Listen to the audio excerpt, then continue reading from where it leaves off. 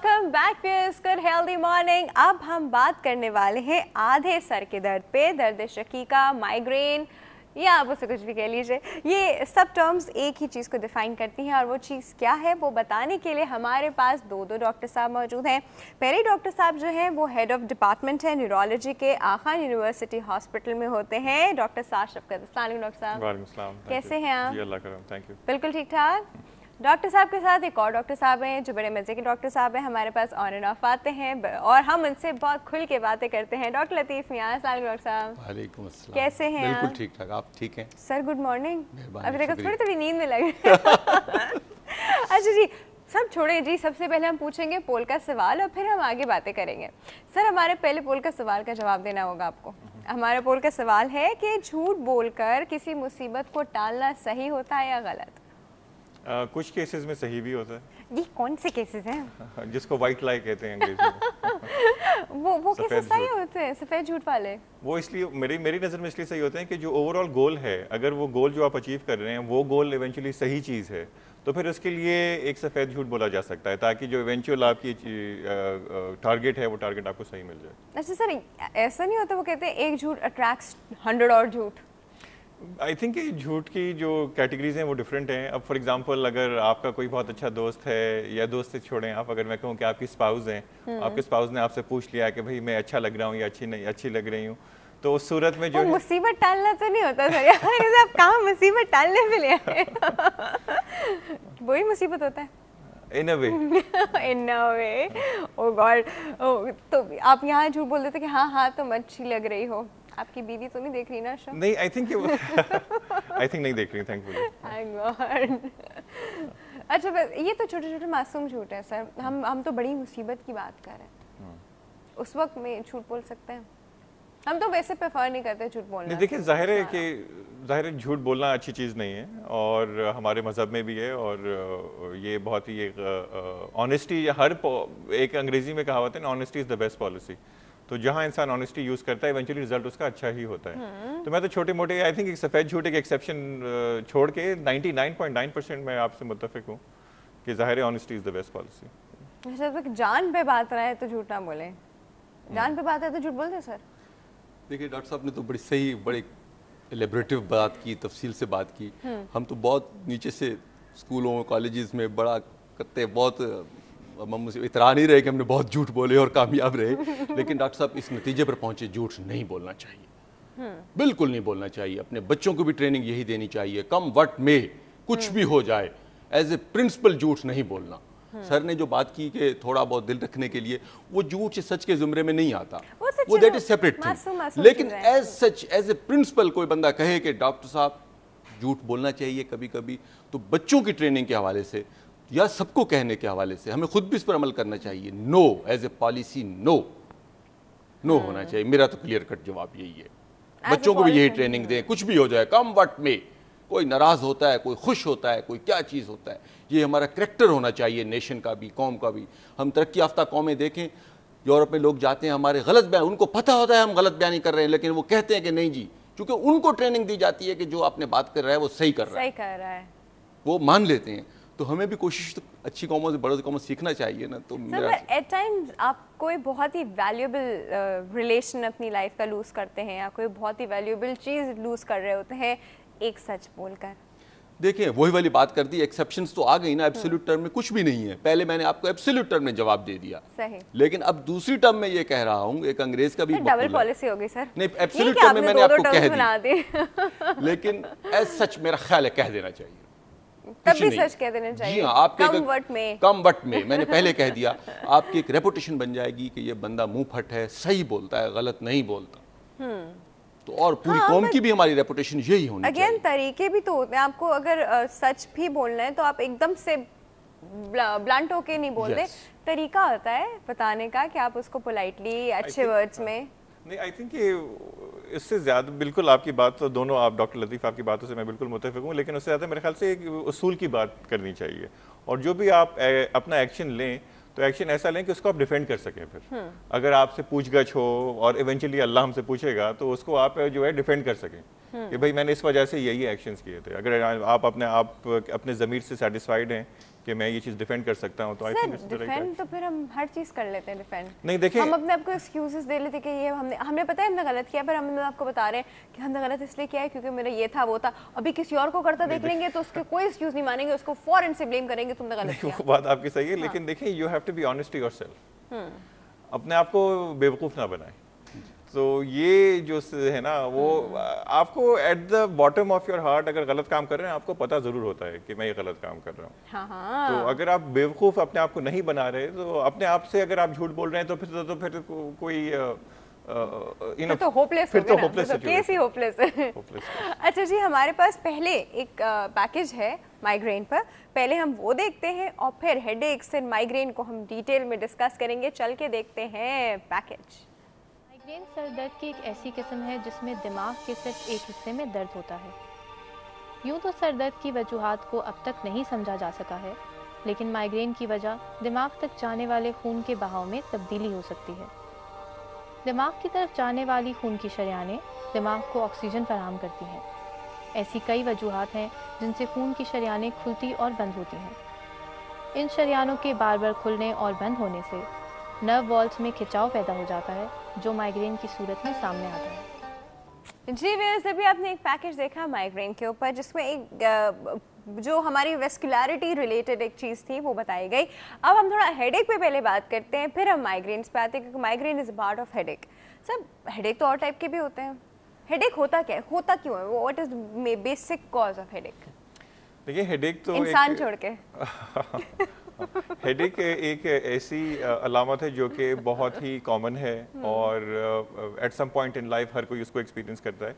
और हेडेक जो है ये ब्रेन के गिर्द, ब्रेन इटसेल्फ जो है ना, अगर आप लोकल एनेस्थीसिया दे के ब्रेन की सर्जरी करें तो ब्रेन को जब आप टच करते हैं उसमें पेन नहीं होता। हाँ। तो ये ब्रेन से पेन नहीं आता, लेकिन ब्रेन के साथ काफ़ी स्ट्रक्चर्स मुंसलिक हैं जिसमें कि जैसे आपके पैकेज में था कि ब्लड वेसल्स होती हैं, खून की शरियानें, उसमें पेन की नर्व एंडिंग्स होती हैं।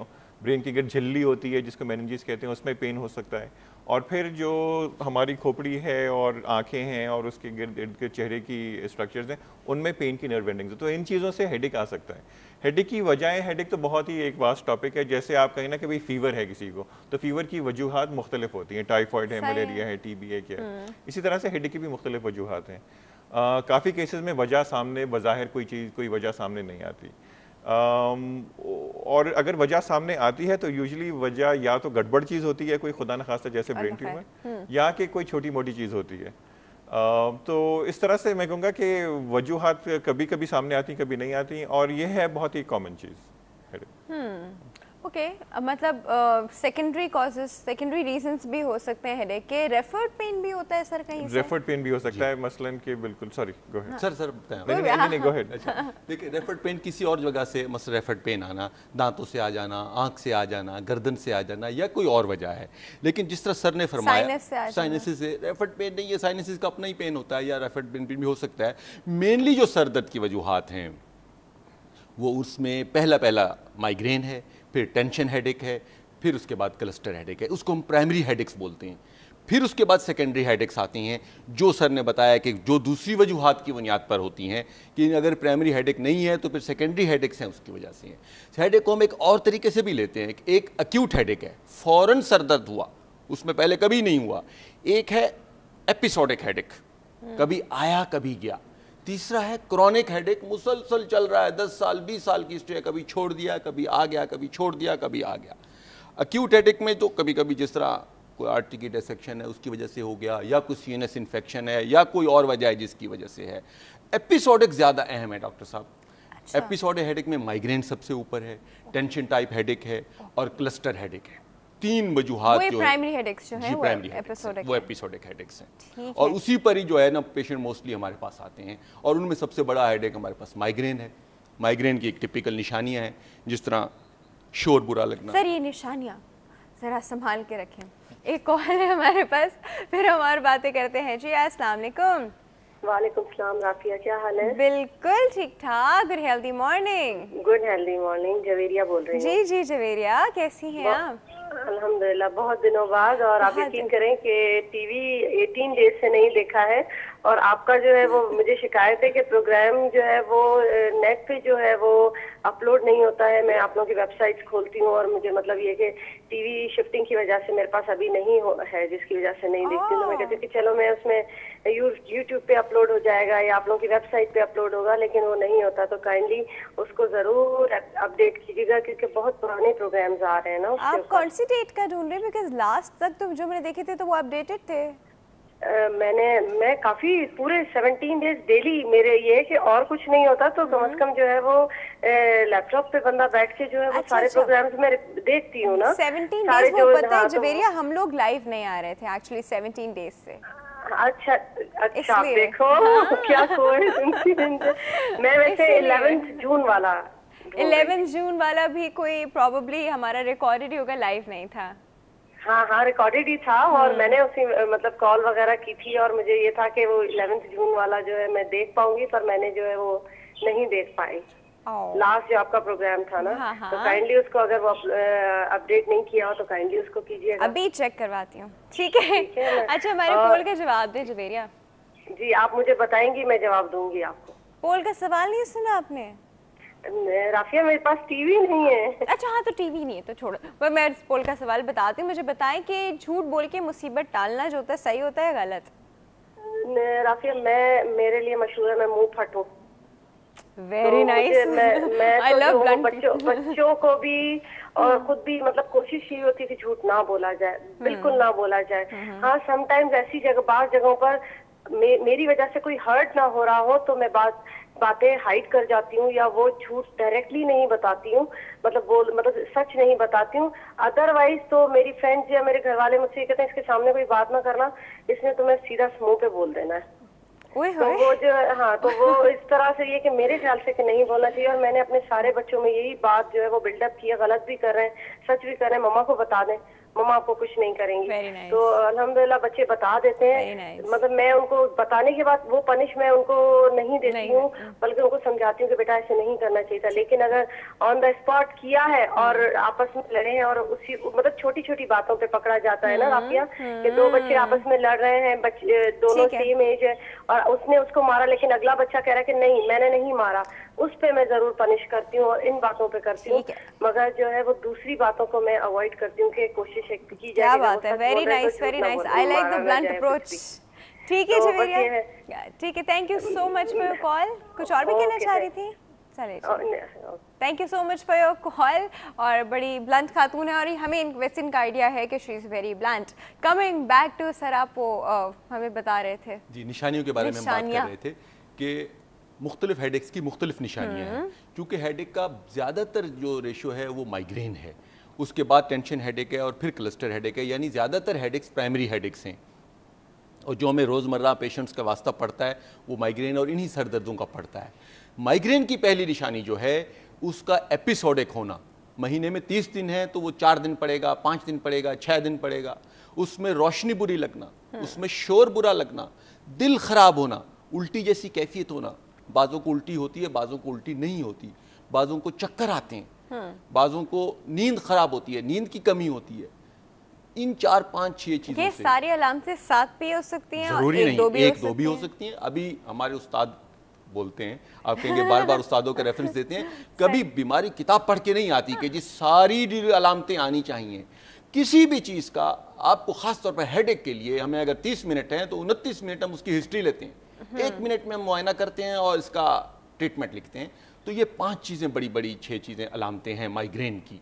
इसी तरह टेंशन हेडेक की है, उसकी अलग अलामतें हैं, वो भी एपिसोडिक हो सकता है, उसमें दूसरी अलामतें नहीं हो सकती। लेकिन बाज़ औक़ात ये सरदर्द ओवरलैप भी कर जाते हैं एक दूसरे से। क्लस्टर हेडेक जो है वो अलग है, वो क्लस्टर्स में आता है, 5-6 क्लस्टर्स हुए फिर आ गया। इसी तरह सरदर्द की मुख्तलिफ अलामतें मुख्तलिफ हैं। ठीक है, अच्छा जी, और बातें करते हैं इस बारे में। एक छोटे से ब्रेक का वक्त है, बहुत ही छोटा सा ब्रेक है, बड़ी इंपॉर्टेंट बात हो रही है, आप लोग कहीं नहीं जाएंगे, हम अभी वापस आ रहे हैं।